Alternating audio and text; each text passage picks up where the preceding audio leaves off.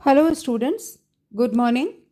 हम लोग पिछले टर्न पे हमने बीएससी पार्ट 3 के थर्ड पेपर के बायोस्टैट्स वाले पोर्शन को कवर करना शुरू किया है और उसी के क्रम में हम आज अपना लेक्चर जो है वो है ग्राफिकल प्रेजेंटेशन ऑफ डाटा पे, यानी कि आंकड़ों का ग्राफ के रूप में प्रस्तुतिकरण, आंकड़ों का आलेखी निरूपण। हम जानते हैं बायोस्टैट्स में हमें डाटा प्राप्त होते हैं, तो उनको अगर हम किसी प्रकार से निरूपित नहीं करें तो ऐसे डाटा की कोई अहमियत नहीं रह जाती। तो बायोस्टैटिस्टिकल डाटा का नियमित व स्मूथ वक्र, कर्व या वक्रों, कर्व्स के रूप में प्रदर्शन आलेखी निरूपण कहलाता है। जैसा कि हमें पता है, इसको हम ग्राफ पेपर पे बनाते हैं या हम इसको अगर जब भी प्रदर्शित करते हैं तो हमें दो कोऑर्डिनेट्स चाहिए होते हैं, x और y। तो यह वक्र, कर्व ग्राफ पेपर पर x व y निर्देशांकों या कोऑर्डिनेट्स की सहायता से अंकित किए गए बिंदुओं की श्रृंखला को मिलाकर खींचे जाते हैं। इस प्रकार स्टैटिस्टिकल फैक्ट्स को ज्योमेट्रिकल फिगर्स के रूप में निरूपित करने की, प्रदर्शित करने की क्रिया को हम ग्राफिकल प्रेजेंटेशन या आलेखी निरूपण कहते हैं। तो ग्राफ्स या आलेखों को हम समझने की दृष्टि से 3 वर्गों में बांटते हैं। पहला है वन डायमेंशनल ग्राफ, एक विमीय आलेख। दूसरा है 2 डायमेंशनल ग्राफ्स, द्विविमीय आलेख। और तीसरा है 3 डायमेंशनल ग्राफ या त्रिविमीय आलेख। सबसे पहले बात करते हैं हम 1 डायमेंशनल ग्राफ्स की। तो ये 2 प्रकार से होते हैं, 2 प्रकार के होते हैं। एक तो सरल लाइन डायग्राम और दूसरा बार डायग्राम। लाइन डायग्राम में तो हम क्या करते हैं, एक्स और वाई अक्षों पे जो बिंदु प्राप्त होते हैं उन्हें सीधा जोड़ देते हैं। बार डायग्राम जो हैं ये अनेक प्रकार से हैं। सबसे पहला है सिंपल बार डायग्राम, दूसरा है मल्टीपल बार डायग्राम, तीसरा है सब डिवाइडेड बार डायग्राम, चौथा है परसेंटेज सब डिवाइडेड बार डायग्राम और पांचवा है बाई डायरेक्शनल बार डायग्राम। तो ये थे 1 डायमेंशनल ग्राफ। अब बात करते हैं 2 डायमेंशनल या द्विविमीय आलेखों की। ये भी 3 प्रकार से हैं, हिस्टोग्राम या आयत आलेख, दूसरा है स्क्वायर डायग्राम या वर्ग आलेख और तीसरा है पाई या सर्कुलर डायग्राम। तीसरा है हमारा 3 डायमेंशनल ग्राफ्स या त्रिविमीय आलेख। इसमें हम देखते हैं कि जब समांकों के मानों में बहुत ज़्यादा डिस्क्रिपेशन होता है या फ़र्क होता है या विषमता होती है तो वर्ग या वृत्त चित्र बनाया जाना भी कठिन हो जाता है। वो इसलिए कि क्योंकि उनके वर्गमूल में अधिक अंतर होता है। ऐसी कंडीशन में 3 डायमेंशनल डायग्राम का प्रयोग किया जाता है। इनमें तीनों डायमेंशंस, विस्तारों, ऊंचाई, चौड़ाई और मोटाई का प्रयोग किया जाता है। इन्हें हम वॉल्यूम डायग्राम या आयतन चित्र के नाम से भी जानते हैं।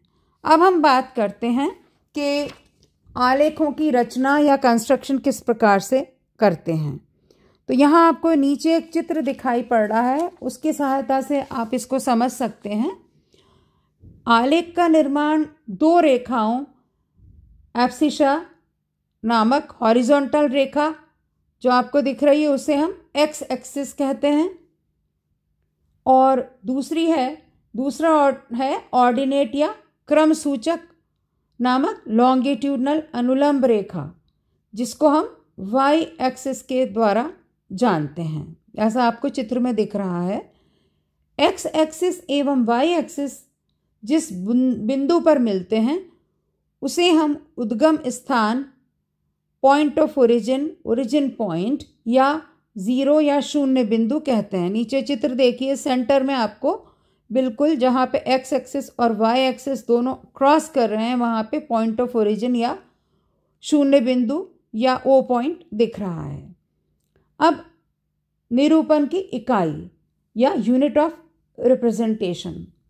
आलेख में किसी भी स्टैटिस्टिकल डाटा या सांख्यिकी आंकड़े को दर्शाने के लिए उचित लंबाई के रेखाखंडों की ज़रूरत होती है।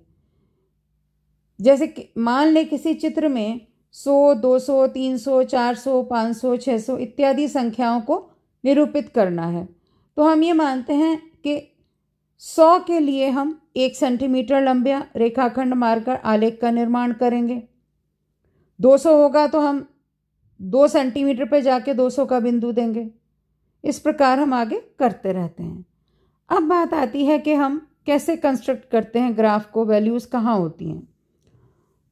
तो ओ या ओरिजिन पॉइंट के दाहिनी तथा ऊपर की ओर, जैसा आपको चित्र में दिख रहा है, फर्स्ट क्वाड्रेंट जहाँ लिखा हुआ है वहाँ पे पॉजिटिव राशियाँ एवं बाईं तथा नीचे की ओर नेगेटिव राशियाँ अंकित की जाती हैं। एक्स और वाई के पॉजिटिव मूल्यों प्लस एक्स प्लस वाई को मूल बिंदु के ऊपर दाहिनी ओर वाले क्वाड्रेंट 1 या चरण 1 में हम अंकित करते हैं। एक्स के नेगेटिव और वाई के एक्स के नेगेटिव और वाई के पॉजिटिव को हम मूल बिंदु के यानी कि -x और -y को मूल बिंदु के नीचे बाईं ओर वाले चरण क्वाड्रेंट 3 में दिखाते हैं। चित्र में आपको दिख रहा है -x -y थर्ड क्वाड्रेंट में है। इसी प्रकार से -x और +y को हम मूल बिंदु के ऊपर बाईं ओर वाले क्वाड्रेंट 2 में तथा +x और -y की राशियों को हम नीचे दाहिने वाले चरण क्वाड्रेंट 4 में अंकित करके दर्शाते हैं। आपको चित्र में स्पष्ट हो रहा है। ऊपर राइट हैंड साइड पे +x और +y, नीचे राइट हैंड साइड पे +x और -y, ऊपर लेफ्ट हैंड साइड पे सेकेंड क्वाड्रेंट जहां लिखा है वह -x और +y है, और थर्ड क्वाड्रेंट इसके नीचे जहां है वहां दोनों ही राशियां -x और -y हैं। तो इस प्रकार से हम इसका स्टार्ट करते हैं राशियों के अनुसार। अब बात आती है लाइन डायग्राम की या रेखा चित्र की। तो रेखा चित्र बनाने के लिए हमें नीचे एक उदाहरण भी दिख रहा है।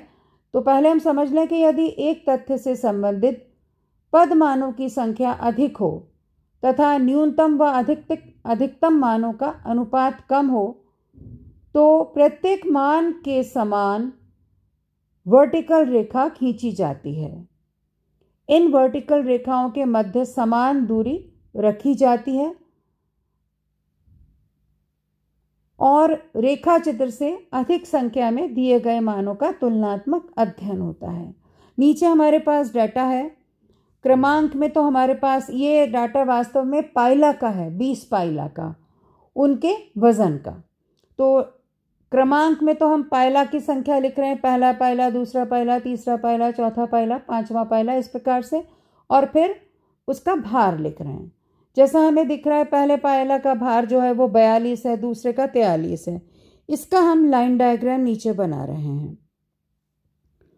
तो हमने एक्स एक्सिस और वाई एक्सिस लिए, एक तरफ पाइला का क्रमांक डाला, सीरियल नंबर ऑफ पाइला, और दूसरी तरफ हमने उनका भार जो है, उनका वज़न जो है वो लिखा है। तो वाई एक्सिस पे हमने उनका वज़न लिखा है और एक्सिस पे हमने पाइला की संख्या लिखी है। जैसे पाइला नंबर 1 है, उसका भार कितना है? 42। वहाँ पे हमने एक बिंदु खींचा और सीधी रेखा से उसको जोड़ दिया। दूसरा पाइला है, उसका भार है 43 ग्राम्स, तो उसको हमने नंबर 2 पे लिया और उस पर 43 पे जोड़ दिया उसको ले जाके। लेकिन हमें दिख रहा है 1 2 3 4 5 6 पाइला के बीच में जो हमें गैप रखना है वो इक्वल है सब में, है ना। इस प्रकार के डायग्राम को हम लाइन डायग्राम कहते हैं और ये सबसे सरलतम प्रकार का निरूपण है। नेक्स्ट लेक्चर में हम आगे का हिस्सा कंटिन्यू करेंगे और वहाँ पे हम देखेंगे अपने बार डायग्राम्स के बारे में। थैंक यू, धन्यवाद।